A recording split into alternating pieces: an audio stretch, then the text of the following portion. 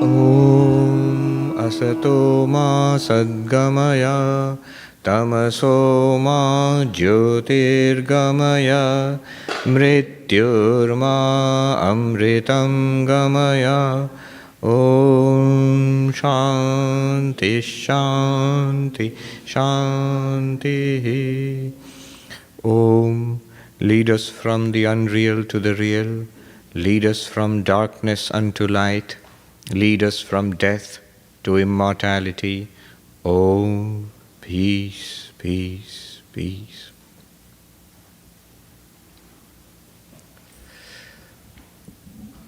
So the subject of the 4 yogas, it covers the entire range of spiritual life. One way of understanding the 4 yogas is this. See, the answer to spiritual life, the question of spiritual life, depends on how one conceives of the problem. Karma yoga, the way of work or service. Bhakti yoga, the way of love, devotion. Raja yoga, the way of meditation. And Jnana yoga, the way of knowledge. What is the problem and what is the solution? All of these are about spiritual life. In themselves, they are paradigms of spiritual life. In Karma yoga, it is understood as the problem is selfishness and the solution is unselfishness. It is selfishness that ties us to this little body and mind, this little personality. So all the efforts that I do in life, all the work that I do, all my thoughts, everything through the days and months and years of my life is directed at making this happy. Why? Why this? Why particularly this? Because I am this.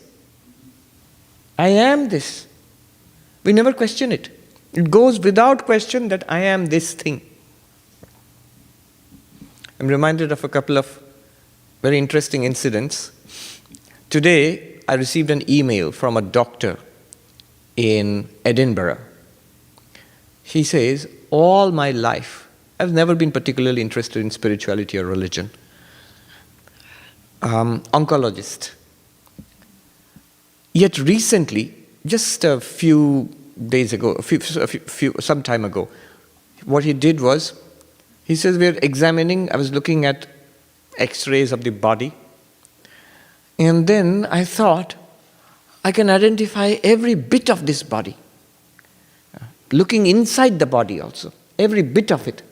I know, I've studied it, I can identify it, I can actually see pictures taken by x-rays. And yet, where in all of this is I? It might seem like a simple question, yet it struck him with a full force for the first time. In all of this, where is I, the one who is thinking now? The one who is enjoying suffering? The one who I call myself? Where am I in all of this? Each is a piece of this body. So that was his insight. Recently I was on a flight from Nova Scotia to Toronto, and in the seat next to me there was a young mother with her little daughter, a baby daughter, Victoria. She was 17 months old, and the mother was pointing out different things. We were continuously talking to the child and pointing out different things and naming it for the baby. One thing I understood is that babies understand language much before they can speak. I think this is like common knowledge for any mother or father, but I never thought of that. They understand language. They understand what you are saying very clearly, just that they are babbling at that time. They can't actually talk. They can't pronounce clearly. So whatever the mother said, she understood, the baby Victoria. And she was, I think, fascinated by this color or something. So whatever her mother showed, she would turn around with big eyes and show me also. Like, so look, there's a cloud in the window. Look, there's a plane. And she had a little soft toy. Look, that's Mr. Bear. Oh, that's relevant to bears. Mr. Bear. And she would show, Victoria would show, with a big smile. And then the mother showed a picture of the baby, her own picture, the baby's picture on her mobile phone. Who's this? And the Victoria turned to me with big eyes and proud look and I. Now what struck me later, not at that time, later it struck me. It's a very Vedantic insight. What is the insight? When she is saying plane, that's a plane. Cloud, she's showing me, that is a cloud. Mr. Bear, this is Mr. Bear. But when she's shown the picture of baby Victoria, and she says this, she is not saying, this is baby Victoria. Like Mr. Bear, this is cloud, plane. She's saying, I am this. 17 months old. I am this. Do you see the distinction? Automatically, all the other things are this. You should also say that picture is this. No, I. Automatically we identify with the body. And yet as the doctor saw, where in this body am I? Which one is me? Outside, which one is me? Inside with all the X-ray pictures, which one is me? So we take this body and mind to be ourselves without question, and Vedanta of course says this is wrong, and this is the root of samsara. And then we try our best throughout a lifetime to please this body. Give it the food it wants, give it the music it wants, give it the things it wants to see, and all of the pleasing the senses. And then whatever is related to the body, my house, my property, my father, mother, my husband, wife, child, grandchild, my. My means, which my? This body. This is called selfishness. Sri Ramakrishna put it this way. He had an inimitable way of playing with words. He said, my nephew, my niece, this is called Maya. All are my Gopala, my baby Krishna is everybody, my Krishna is appearing in all these forms. He says, this is called Daya. He's playing on the words Maya and Daya. Worldliness and spirituality. Look, the same people. This is mine and that's not mine. My nephew and my niece, my son, my daughter, and not mine. And just the opposite. All are my beloved Lord. So this movement from selfishness to unselfishness. Selfishness is the problem which traps us in samsara and unhappiness, and unselfishness is the solution. This is the karma yoga paradigm. Bhakti yoga paradigm is our desire, all our attraction flows outward. This is nice. This is beautiful. I must have this. I must enjoy this. I must see that. The desire for sense objects is the problem. And the solution is to take all that desire and focus it on God. The desire is the same. I want. But the object has changed now. First is I want the world. Now it becomes I want, same I want, but God. I want God. The world, giving up, changing the focus to God. That is the Bhakti Yoga paradigm. The problem is all our passions, desires flow to the world and then turn that river around and focus it towards God. Same desire, focus towards God, bhakti. That is the solution. That's the Bhakti Yoga paradigm. The Raja Yoga meditation paradigm is all my thoughts are scattered and about the world, and because my thoughts are scattered, the spiritual truth is not revealed to me. The problem is, the Raja Yogi says, problem is not God, whether you want God or not, whether you're selfish or unselfish. The problem really is our minds are unsteady. They keep flickering. They are scattered. If we would focus the mind, if we would only focus the mind, then the truth would be revealed to us. So from scattered mind to focused mind. From mind scattered in the world to mind gathered and focused on God, Atman, whatever you call it.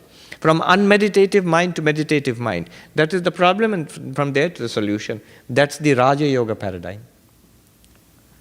The Jnana Yoga, the way of knowledge, they say the paradigm is, the problem is ignorance.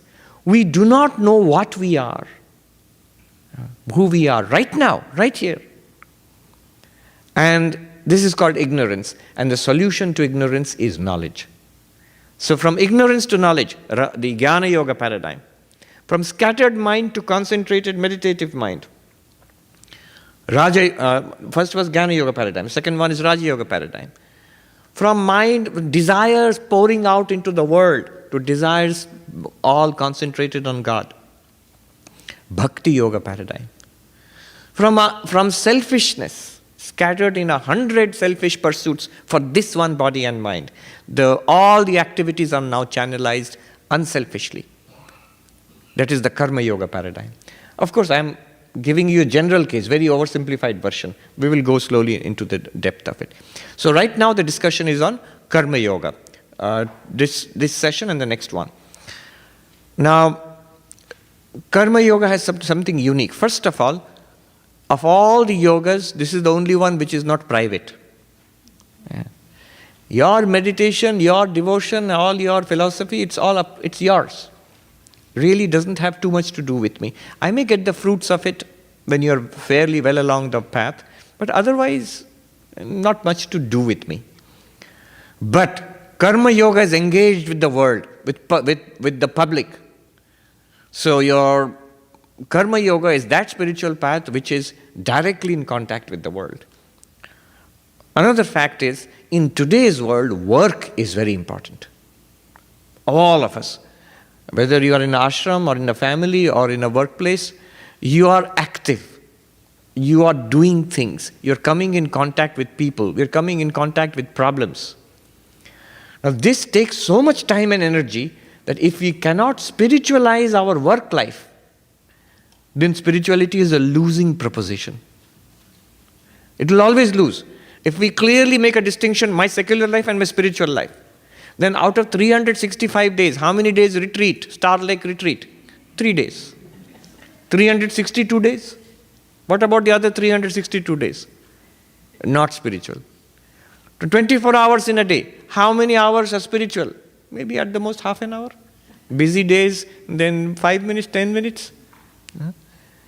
And the rest, good deal of it is spent in sleep, and the rest is spent in, like Manhattan, the city that never sleeps. I saw a poster, Manhattan, the city that never sleeps but always dreams.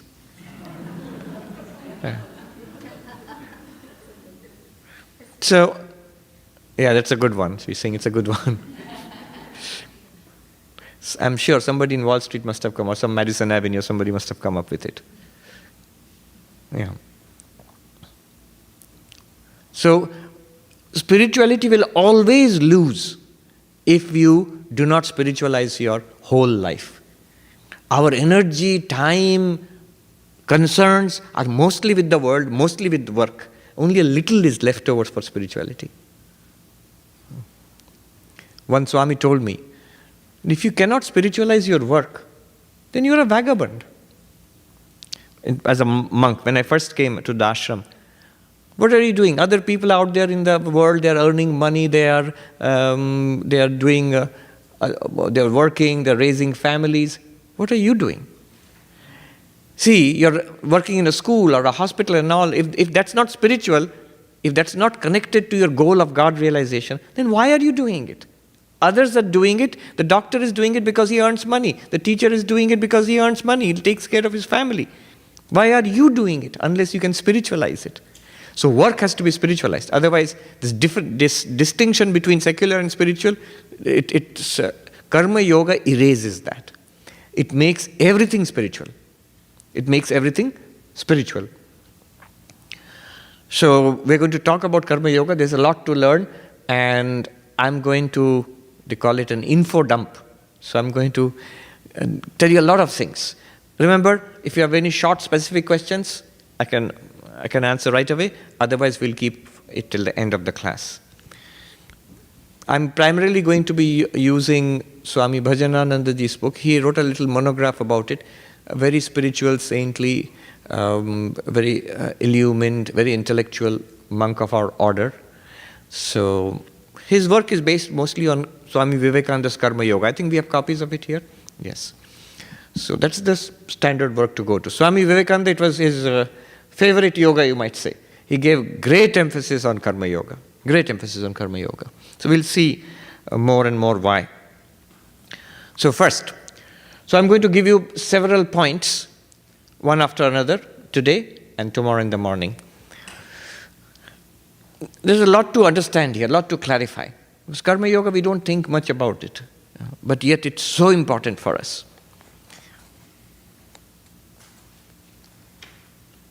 Especially in Manhattan, in the United States, in America in the 21st century, in advanced countries of the world.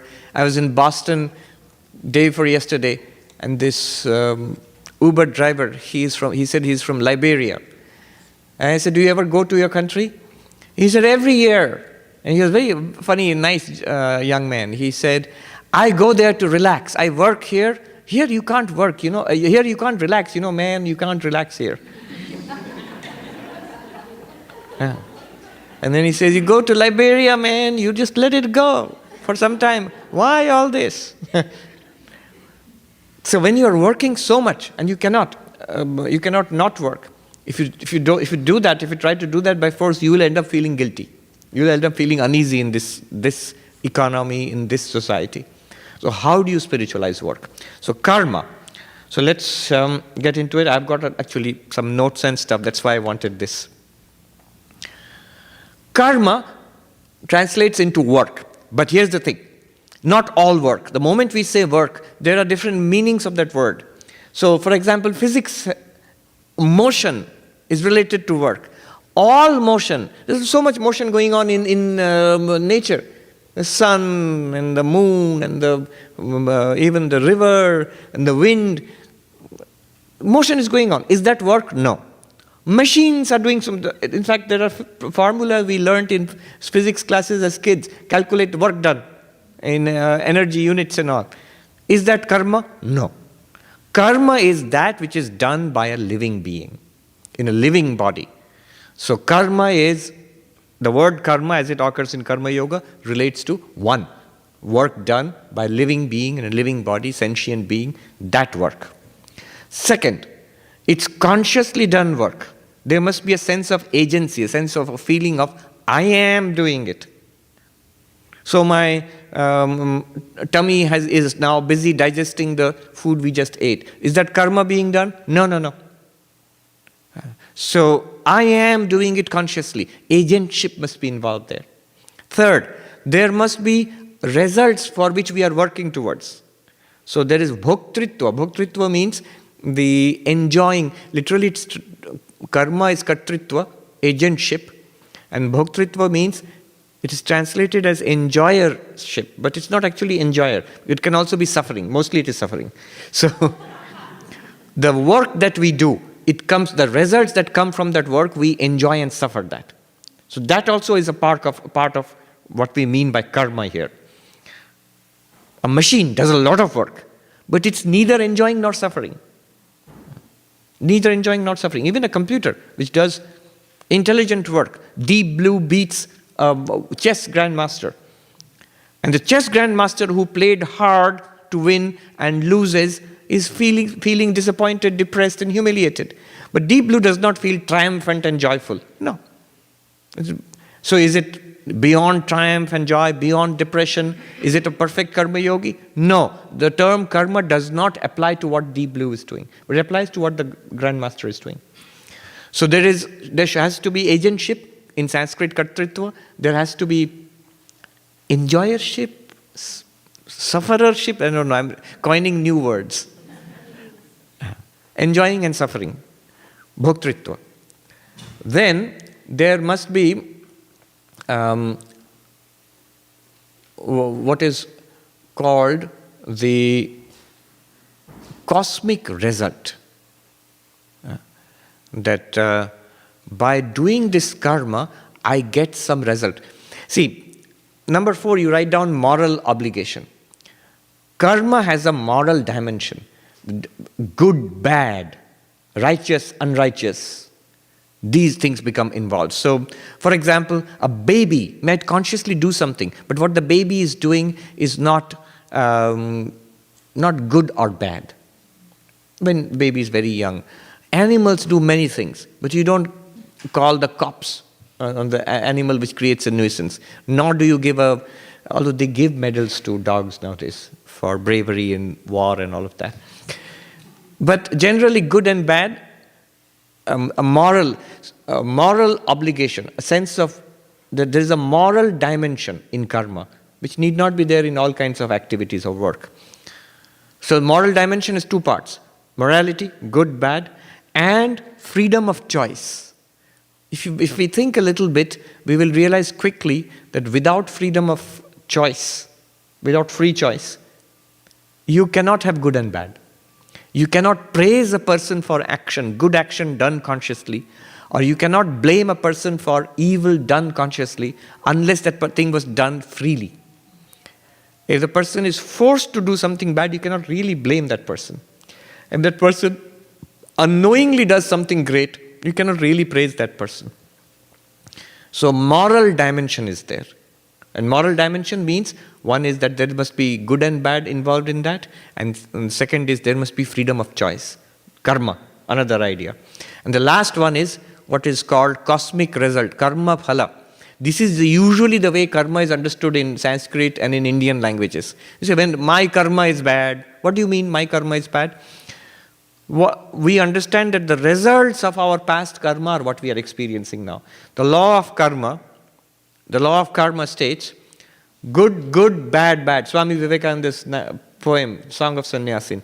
Good, good, bad, bad, and none escape the law. None escape the rule? The law. But whosoever wears a form wears the chain too. So good karma leads to good results. Good results means pleasant things tend to happen to you. Bad karma, remember, in the sense of consciously done immoral action. Bad karma leads to unpleasant things happening to us. So good, good, bad, bad, and none escape the law. Whosoever wears a form, a body, wears the chain too. What is the chain? The chain is this 5th aspect of karma I'm talking about, the cosmic result. We have existed in past lives, we have done many things, and the results are upon us now. So that is called our past karma. We are what we are now because of many lives. So babies, they are not new creatures. If you look into the eyes of a baby, you see an ancient creature staring out at you. So we come with a lot of baggage. Let me write it down quickly. Yes. Yes. My understanding is that it's good doesn't necessarily mean that you will get a good result in life, but in your own mind or in correct. Right? Because Keep that in mind because we will take it up later. That's there. What are the results of karma? That's the point I'm going to come to just a little later. But right now, I'm just clarifying the word karma. So we see 5 points. Living being, not a machine.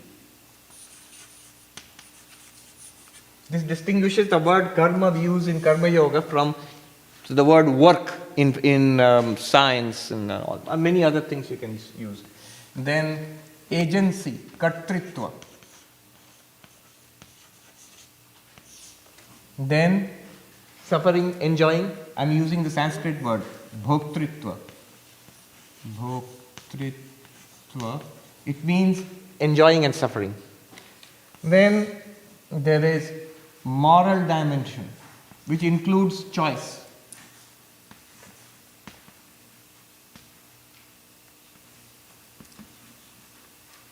Oh, this is very, very good idea, placing the microphone here. I could spend the whole day here.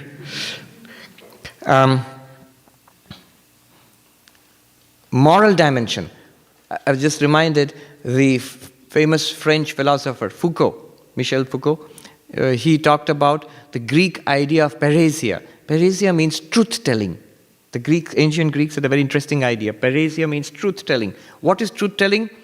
So Foucault explains that the sun rises in the east. So this is a fact. I've told the fact. Is it truth-telling? He says, no, this is not the idea of truth-telling. When I tell a truth which is harmful to my perceived interests, my own selfish worldly interests, it's true, but if I tell it, I might be exposed to harm. Then I've told the truth. Sri Ramakrishna says something similar. He says, if a man can confess to his faults simply, openly, then one must understand there is some spiritual substance in the man. In Bengali he said, যে লোক নিজের দোষ পটপট করে বলে দিতে পারে বুঝতে হবে তার মধ্যে কিছু আছে. So moral dimension is there, and including choice.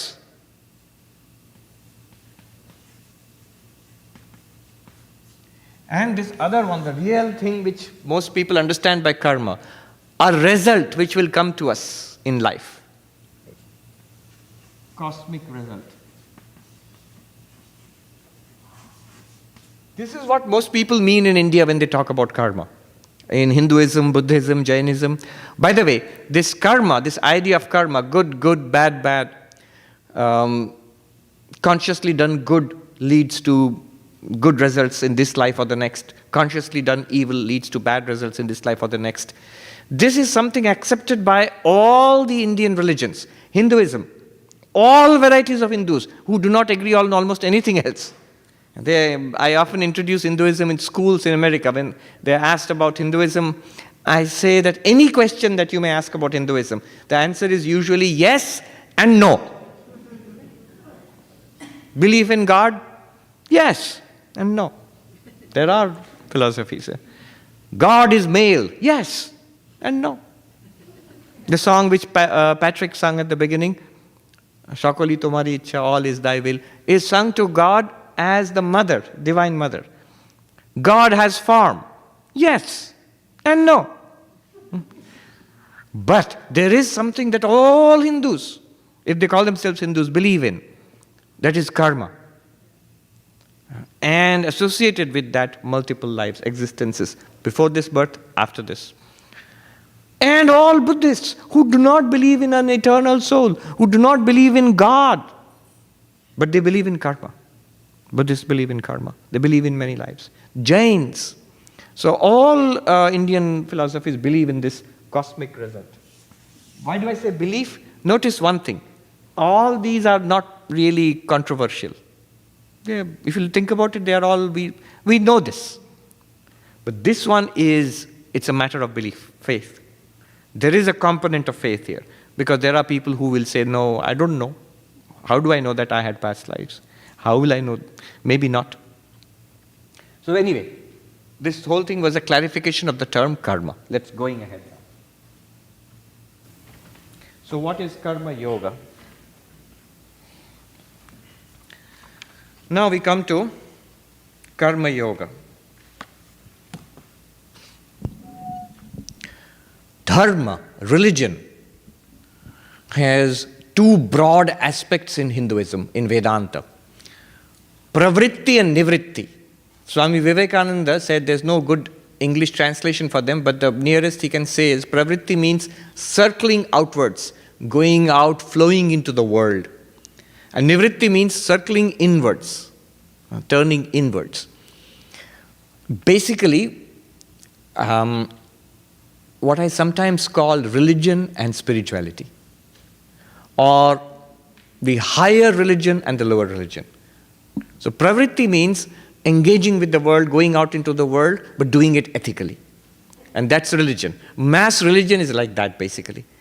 And nivritti is turning inwards, seeking the transcendental, not interested in worldly pursuits anymore. So that is the higher spirituality. One would be, I want pleasure, and I want success, and I want to be rich. But how can religion help me here? Belief in God, belief in karma, being ethical and moral. This is the sustainable way to live in this world. This is a good way to live in this world, moral and ethical way. You cannot have a society without this. You cannot have an organization without this. You cannot have a family without this. So that is called pravritti. And most religion churches, temples, mosques, they are all basically teaching this. Ethical life, good life. Then there is a secret, esoteric, inner dimension, the core of spirituality. That there is something beyond this world, even a moral life, even a good life. Beyond this also there is something higher to be achieved. Call it nirvana, moksha, God realization. All mystics, saints, sages, bodhisattvas, avatars, that was the core teaching. Every scripture of the world, the core teaching is this. In every religion. The core, the essential teaching is there is something beyond even the moral life, even the ethical life. Ethical life and moral life is preparation for this higher spirituality. So Pravrtti and Nivritti. Shankaracharya in his introduction to the Bhagavad Gita, he starts the introduction by saying this. Dvivido hi vedokta dharmaha. Pravritti lakshana, nivritti lakshanascha. The Vedic religion is twofold. First sentence. Vedic religion is twofold. One is the path of pravritti, one is the path of nivritti. Path of nivritti. Now, why am I saying this? The work that is done in the path of pravritti is karma. It's not karma yoga. Karma yoga entirely belongs to the path of nivritti. Karma yoga is a yoga. The purpose is God realization, moksha, nirvana, freedom, enlightenment. The karma, that is the work that is done in the path of pravritti, is moral action, ethical action. Yes, the goal is still your eyes are on the bottom line of the company. But what is taught in B school, business school? Not how to attain enlightenment, but business ethics. Business ethics teaches you how to do business, attain your goals, but ethically, without cheating people, without destroying the economy and destroying the company. When the economy collapsed the last time, and it won't be the last time, when the economy collapsed the last time, there was an article as usual in Time magazine, and said that actually we all know what happened. At the core of it is not a systemic failure. Every time that happens, they try to fix it with changing the laws and all of that. And the guys who break the laws are smarter. They'll find another way of breaking the law. They said it's greed. And the form of that greed, they said in Wall Street, there's a saying, YBG, IBG. YBG, IBG means, you will be gone, I will be gone. Let's do this. Let's make our millions. Company will collapse. Wall Street will collapse. Then the American economy will collapse. Along with that, the rest of the world economy will collapse. Fine. But we'll be retiring with millions of dollars. Now this is adharmic karma. This is also pravritti, but it's done unreligiously, immorally. How can you live a good life morally? That is pravritti. That is karma, dharmika karma. But it is called sakama karma, karma done with desire. How to do it morally? Religion teaches you that. Every religion teaches you that. But the nivritti marga, the higher religion, spirituality, what is the role of karma there? There karma becomes karma yoga. Okay. So this distinction. Then another distinction, one just basic errors. This is more common in India. All people who do a lot of work are not karma yogis. They may do a lot of karma, but they're not necessarily karma yogis. Why? In India, I don't know if it's still there, but you'd see advertisement, obituary. One great businessman has died. Seth so-and-so, XYZ. He has passed away. Bahut bade karma yogi the. He was a great karma yogi. He established a multi-million-dollar business. Now, that's said as a praise of that person, but that's a misnomer. He was a great worker, no doubt. I'm sure he was a great entrepreneur. I'm sure he was a workaholic. I'm sure he earned millions of dollars, or crores of rupees. But that's not karma yoga. So that's one error. Second error is everybody can be karma yogi. No. Karma yoga also requires preparation. It's a spiritual practice like everything else. You only have to look at the life of Mahatma Gandhi. In this country, Martin Luther King, or in India, Vinoba Bhave, and many others. An ascetic lifestyle with moral and ethical training, a high spiritual goal in life, with engagement with the world. So it's not easy to become a karma yogi. Meditation is difficult. And I fall asleep when I meditate. I'd rather be a karma yogi. Not easy. Bhakti yoga is difficult. I really don't have any faith in God. I'd rather do karma yoga. Not easy. Jnana yoga is difficult. It's what they're talking about in jnana, it's not very clear. Karma yoga is easy. No. All right. So karma yoga also requires preparation. Let me go ahead. Okay. A quick note on what Shankara and Vivekananda thought of karma yoga. Adi Shankaracharya, you know, of the Advaita Vedanta, yes? Oh, am I giving trouble to the poor cameraman? Running around here and there. Adi Shankaracharya, you know, I'm going to summarize his position very quickly. He is often regarded as a person who criticized or downplayed karma, even karma yoga. That's true and not true. Let's see. Shankara and Vivekananda on karma yoga. This is the thing. This will be familiar to many people who come to the Vedanta Society. From Adi Shankara's perspective, what is spiritual practice? It's this matrix.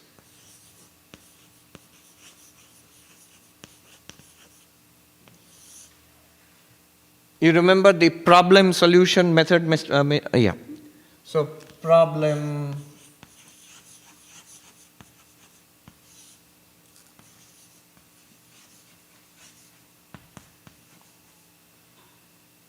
solution and method.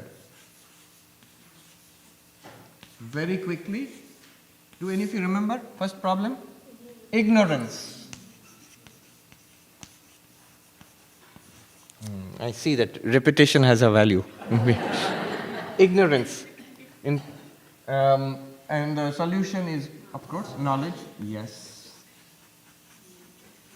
And the method is Jnana Yoga. Shravana, Manana, Nididhyasana. Jnana Yoga. The method of Jnana Yoga. And then the next level of problems is the scattered mind. Unfocused mind, which is a big problem today. Even in Harvard University, I see all these brilliant kids, but they are always on there. No, I'm being unfair. Almost nobody was on there. But maybe they were a little overawed to be on in Harvard, but very soon they'll get back on their mobiles and all. Scattered mind. And the solution is focus. Method is Raja Yoga. Who says? Adi Shankaracharya, Shankara's approach. Raja Yoga, meditation. He will even put bhakti here. Because it gives you focus on God. In that sense only. And then third and last, bottom level of problems, impure mind.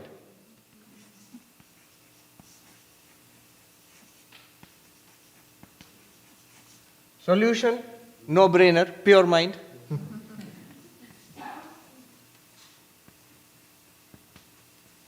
Method, here we are, karma yoga.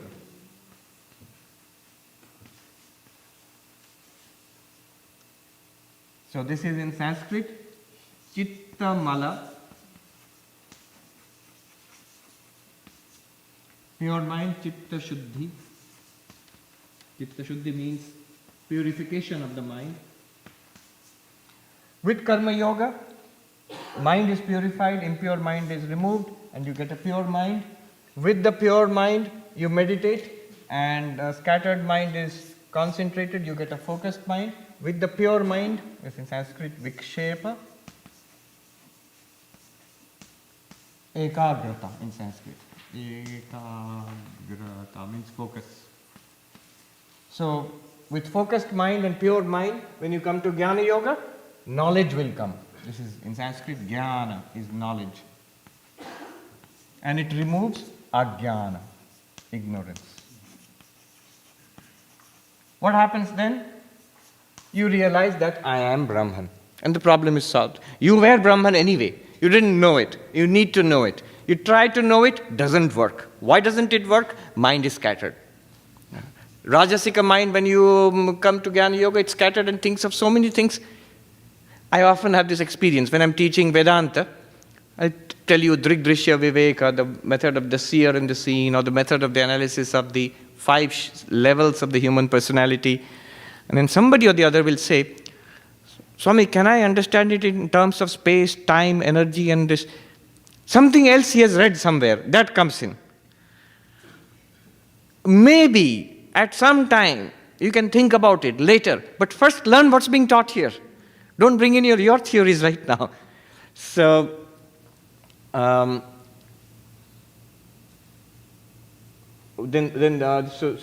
mind is scattered because of rajas. If the mind has so much tamas, then what will happen is Upanishad class, Jnana Yoga, going on, teacher is teaching. Then in Uttarakhand, suddenly some faint humming sound is coming somewhere.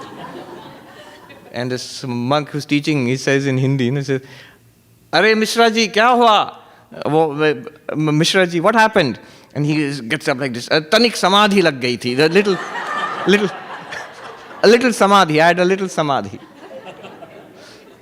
That is tamasic mind, falling asleep. The moment you start, it doze off.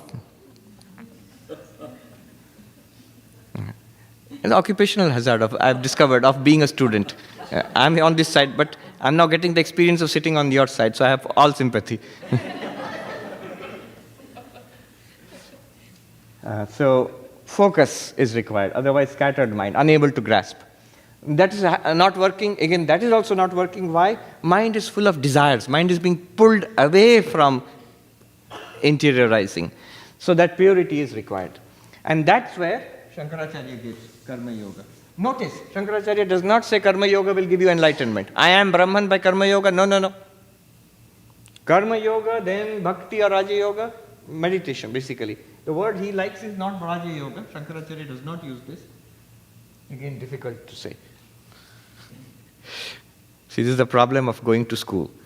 You have to be careful about what you say, because otherwise, day before yesterday, and they were saying in the classroom, every word you say you have to justify. You have to defend every word you put down. So there is actually a place where Shankaracharya uses the word Raja Yoga. It doesn't matter. He likes the word upasana. He likes the word karma, upasana, jnana. These are the words he uses. So, by these practices, by karma, purity of mind, chitta shuddhi, by upasana, concentrated mind, then by jnana yoga, we come to the Vedanta teaching, and then you will become enlightened. But in contrast to this, Vivekananda says, do it by work, do it by love, do it by meditation, do it by philosophy. He uses the word philosophy in his original description. By one or more or all of these, and be free. Is he doing something strange? Is he going against Shankara? Not necessarily. Because if you go to one of the later masters, Vishishta Advaita of Ramanuja, he also says all of these are necessary, but Ramanuja, he changes the order. Karma Yoga, always the poor guy at the bottom. And then he puts Jnana Yoga. And then Ramanuja puts Bhakti Yoga at the top. By Karma Yoga, preparation, purification of the mind, the usual function. And then by Jnana Yoga, you realize I am not the body, I am not the mind, I am a spark of divine consciousness. And then by Bhakti, you relate this individual spark of consciousness to the supreme consciousness. Jivatma to Paramatma. That's your relationship with God. Ramanuja puts it that way. All of the Acharyas, they say that all the yogas are necessary. They don't reject the yogas. Basically, practically, it boils down that we must do all of the yogas. Again, exception. So, in the Gaudiya Vaishnava tradition, if you go to Chaitanya Mahaprabhu and the teachers of Gaudiya Vaishnavism, they will actually say that, no. All of them are not necessary. Bhakti alone is enough to do everything. So, with that proviso. So here is the difference. Swami Vivekananda gives a lot of emphasis on Karma Yoga. It comes from the way he teaches Advaita Vedanta. Advaita Vedanta, to put it very simply, can be taught in one way, is that by emphasizing the falsity of the world to show the reality of Brahman, or by emphasizing the oneness of the world. That also shows the reality of Brahman. How? Remember the classic snake rope example? Rope is false, rope is true, snake is false. That's the result of having a heavy dinner. So, rope is true. You understand what example I'm talking about? Snake rope. So, rope is true, snake is false. You can say that the snake is false, one. Or you can say snake is nothing other than the rope. The snake is really the rope. Or even so far as to say the snake is real as the rope. Now why are we talking about snakes and ropes here? Rope stands for Brahman, the ultimate reality. Snake stands for the world which we think is real. We thought the snake was real. When we investigated it, it turned out to be a rope. We think that this is the reality. When we investigate this, ourselves and the world, it turns out to be nothing other than Brahman. Often I indiscriminately use the word God. Some people objected. This is not technically correct, but I don't want to be technically correct because they are all referring to the same reality. One must at times make it a little fuzzy. Because if you make too many distinctions between Atman, Brahman, the god of religion and the god of different religions, you create an impression in the minds of people. You're talking about many different things. You're not actually. There is only one thing all religion is trying to point out. Okay. So, Swami Vivekananda, Shankara is approximately, put it, he is the person who's saying, snake is false. Jagat mithya, the world of it's an appearance. And hence Brahman is real. Swami Vivekananda is saying, the snake is nothing other than the rope. The world is nothing other than God. See God in everything, in everybody. And it's true. It's true. Our whole problem is, we think I am this much and everything else is separate from me. Shankara says, all that is separate from you, put everything into that separateness. The world is separate from you, but the body is also not you. The mind is also not you. When you put it all away like that, then you discover the real you within, and you see everything else is an appearance. So that is reality. Brahman is real, the world is an appearance, and you are none other than Brahman. Karma plays a very secondary role there. But Swami Vivekananda says, the world is also nothing other than Brahman. You are also nothing other than Brahman. And all of these people are also nothing other than Brahman. And you can engage, work is also nothing other than Brahman. Truly understood, your activities in the world can be and should be spiritualized. Bhagavad Gita, take the verse we chant before food. Brahma arpanam brahmavi, brahma agno brahmana utam, brahmaiva tena gantavyam, brahma karma samadhina. Brahman is the offering. Brahman is the fire into which you offer. Brahman is the priest who makes the offering. Brahman is the action of offering. One who sees Brahman in all action. It does not say one who regards all action as false. It says one who sees Brahman in all action. That one attains to Brahman. That's what Swami Vivekananda is emphasizing. And don't think that he is deviating from traditional Advaita Vedanta. Ramana Maharshi, who is a very staunch Advaitin, taken as the epitome of modern Advaita. He says in one place, who can say the world is real? Our immediate response would be, we say, we are ignorant people, we think the world is real, the great enlightened people think the world is false. He says, no. It is only the enlightened person who can say the world is real. The enlightened person can say the world is real. Our saying the world is real has no value at all. We do not know what reality is. The enlightened person realizes Brahman, the reality, and sees that everything is Brahman. That is the real world. What we live in is like a dream. But we're all talking about the same thing. I hope I've confused you enough. So this is the difference between Swami Vivekananda's approach. So Swami Vivekananda now regards the world as an appearance or as nothing other than Brahman, not real in itself. But if you know it truly, for the one who truly understands it, the world is actually a shining forth, a manifestation of Brahman. Just as every ornament is actually expressing, golden ornament, expressing the gold within.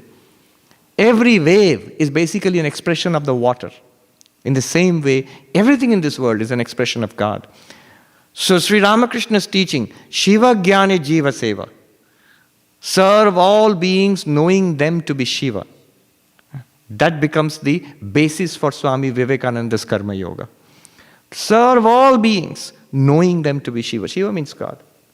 Knowing them. Not thinking about them. Not believing them to be Shiva. Knowing them to be Shiva. Just as you know that the waves are nothing but water, the ornaments are nothing but gold, all beings are nothing but God. So that's Vivekananda and Shankara in Karma Yoga. Okay, I'll make one more point quickly, and then we'll take a few questions. You have a question? Yeah. Quick clarification? So in order to know that every person or who we serve is Shiva, you have to be an enlightened soul. Yes, you have to be, in order to know that. So until then you have to kind of believe. Until then you have to believe, yes. How do we proceed? How do we proceed? In the path of bhakti, we take it on faith. Bhakti is a path of faith. That's why I say, in one sadhu in Uttarakhand said, there are only two ways. Either you believe or you know. In Hindi, jano ya mano, do hi raste hain. Either you believe it or you know it. Now, in most of the world, especially Western world, in USA, religion is taken as faith. In fact, the word used for religion in USA is faith. But you know, that is an uneasy word for something like Buddhism. Buddhism is not faith in that sense. It's an uneasy word to apply to yoga, for example, Patanjali Yoga. We'll see Raja Yoga. And definitely it's not an appropriate word to apply to Advaita Vedanta. It's a path of knowing. Now, until you say, no, but until you know, you have to believe. Not in the sense that you believe in other religions. It's more like when you go to college, you go to a teacher. I give this example many times. What is our attitude to what the teacher is teaching in a physics class or a math class or somewhere? Our attitude is, the teacher is telling the truth. The textbooks are correct. I don't get it yet. Let me work at it, I'll get it. And the purpose is to get it. The purpose is not to believe it. Because, see, the teacher tells you something and says, do you get it? And if you say, I don't understand, but you are great, I believe you. Teacher is not going to be happy at all. And so you have to understand it. That is the difference between the path of jnana and the path of bhakti. So in the path of jnana, always the effort is to understand. In the path of bhakti, you will be told, there's no point in trying to understand now. Believe it and live accordingly, and it will be shown to you in time. Usually post-mortem, after death. Okay. One more point quickly, and then I'm done. Are there snacks after 8:30? And are they available for some time, or will they disappear? Oh, 30 minutes, so I should not take too much time.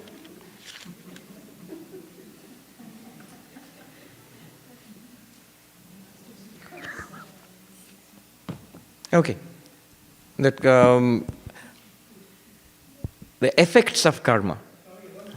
Yes. What do you mean by jano ya mano? Jano ya mano. What do you mean by that? Mano means believe it. God exists. Karma exists. After death, you will continue to exist. Before birth, you were there. How do I know that? If you say, no, you don't know it, you have to believe it. That's one path. Most religion is like that. Another path is that I am not the body and mind. This actually can be understood, not believed. So Jnana Yoga is the path of understanding it. Jano means jnana, knowledge. It's not a question of believing it. You have to understand it. The effort is continuously to understand it. And it can be understood. The whole point is that we do not understand. And the point is to understand it. The problem is we don't understand. The solution is to understand. Remember, understanding is not the end of it. That understanding has to deepen into enlightenment or realization. But understanding is part of it. The other path, understanding is not so much important. Doing it is important. Karma yoga. In bhakti yoga, doing or understanding is not that much important. Believing, having faith is important. So, different paradigms. Just to address your point, karma has three effects. Karma, action has three effects in the sense we mean karma. What are the three effects? One is the immediate effect. You give food to a hungry person, the hungry person is fed and the hunger is removed. Direct effect, everybody sees it, no question about it. Second is what you said, an effect on your own mind. Keep doing it and you develop the good habit of sharing, the joy of doing things for others. Psychological effect, it's called samskara. Third one is karma phala, which we talked about here. In Sanskrit, papa punya, merit, demerit, which will result in some pleasant or unpleasant effect, sukha dukkha. So the law is like this: dharma, good action, consciously done, leads to punya. These are words which are used by just about every Indian, but we use it unthinkingly. Dharma leads to punya. Punya means merit. Merit leads to sukha, happiness.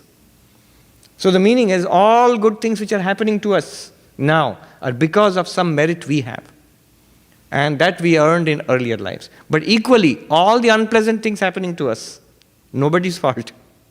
It's we who have generated it. We've set in motion mighty energies, though subtle, in some ancient time, and the result we are getting now. So, adharma leads to papa. Papa means sin or demerit. And papa leads to dukkha. And they are all limited. Consciously done good action generates some limited amount of merit. That generates some limited amount of nice things. Similarly. So, and that's why there is no unlimited heaven or unlimited hell.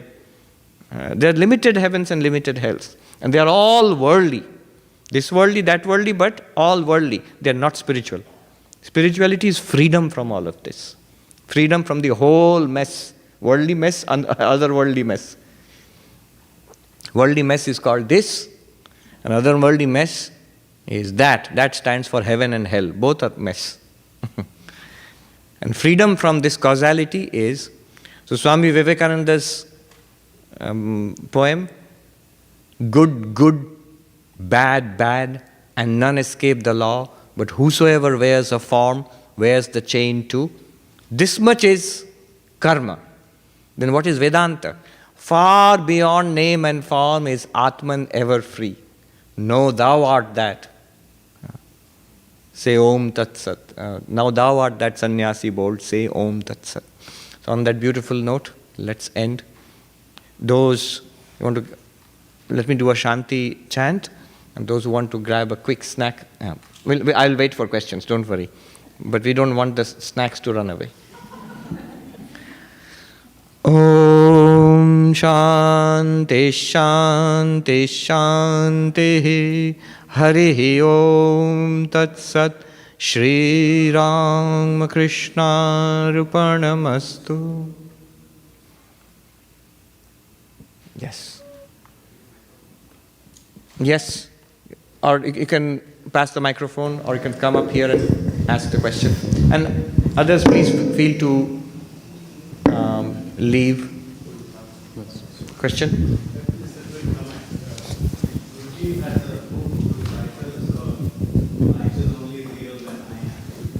Life is only real when I am. Yes.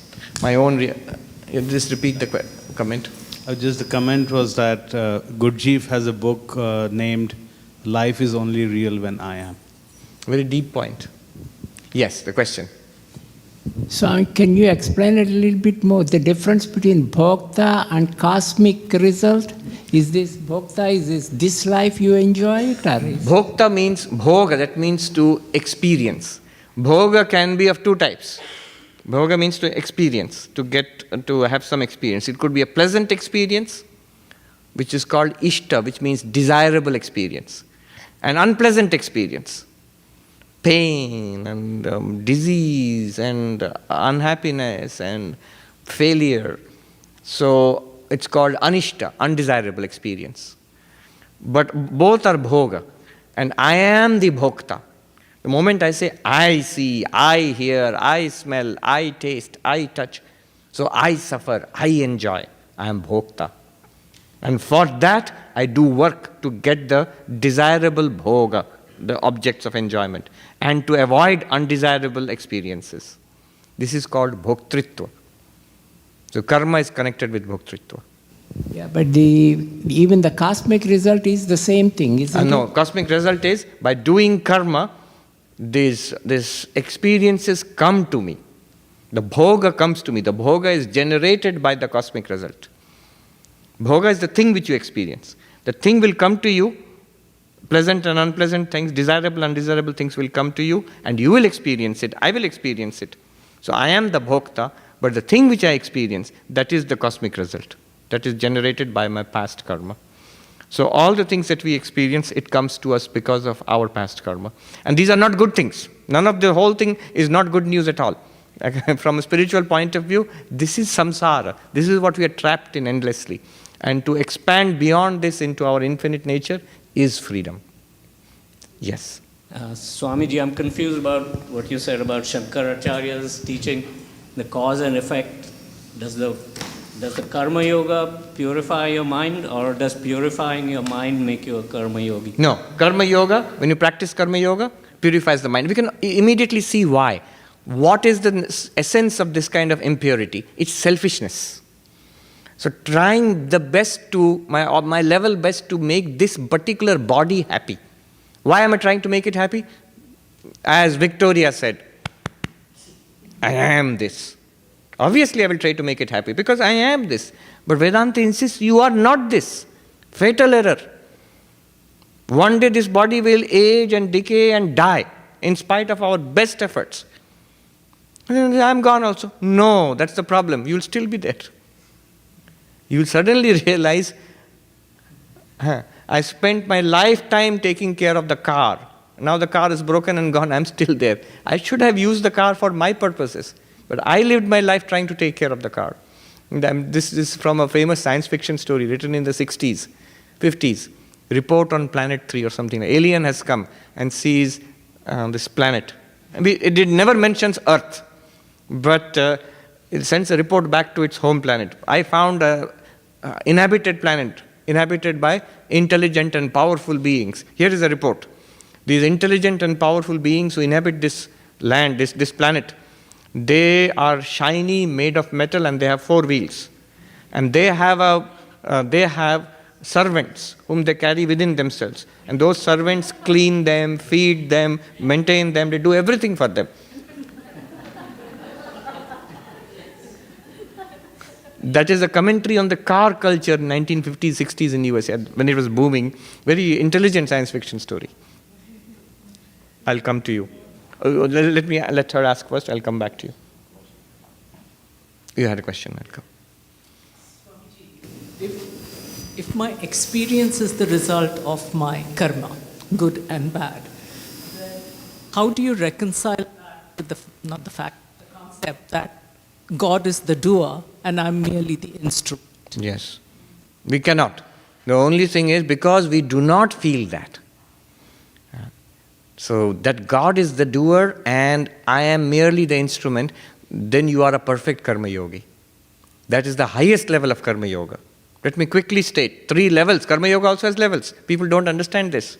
First level of karma yoga, phalatyaga. Second level of karma yoga, karmatyaga. And third level of karma yoga, kartritva tyaga. What does it mean? Phalatyaga means giving up the result. I am doing the work not because I want the thing for myself. I am doing the work as worship of the Lord. So the results I consign unto the Lord. So renunciation of the result, mentally. Second, higher level than this. Renunciation of the work itself. Not that I will not do the work. I will do the work, but I have no more choice regarding the work. I do not. Swami Vivekananda said about this second level, neither seek nor avoid. We have choice, likes and dislikes about the work. But if it is all worship of the Lord, why should I say I will worship in this way and not worship in that way? That person really feels. So work becomes it is a worship. And then third level is that Kartritva Tyaga. I am not the doer also.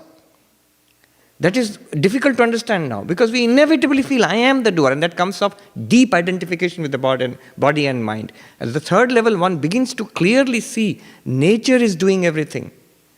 God is doing everything through nature, through Maya. All impulses. Think about it. Where do our thoughts come from? From thoughts comes speech. From thoughts comes speech and action. But where does the thought come from? We think I am thinking the thought. Not true. If you just watch a little bit, it bubbles up from unknown depths of our consciousness. Everything here is being done by nature.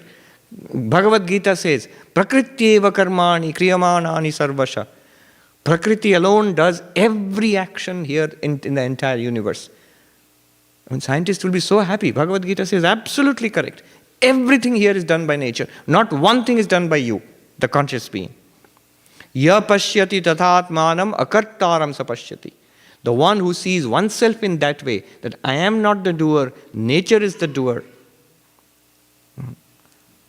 That person sees the consciousness within does not do anything. Here he does not bring God into the equation at all. But the devotee will say, God does everything. That was the whole meaning of the song we started with. Shakoli tomari ichha. All is thy will, my divine mother. You do thy work. People say, I am doing the work. You make the lame cross mountain ranges and you trap the elephant in a swamp.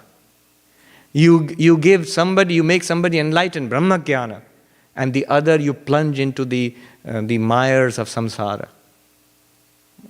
We think we are doing it. I am a great saint by my efforts. That person is a sinner. No. Ultimately, you will see God is behind everything. That's fun for the enlightened person, not so much fun for the sinner who's trapped. But even that so-called sinner is also nothing other than God. That person is also ultimately safe.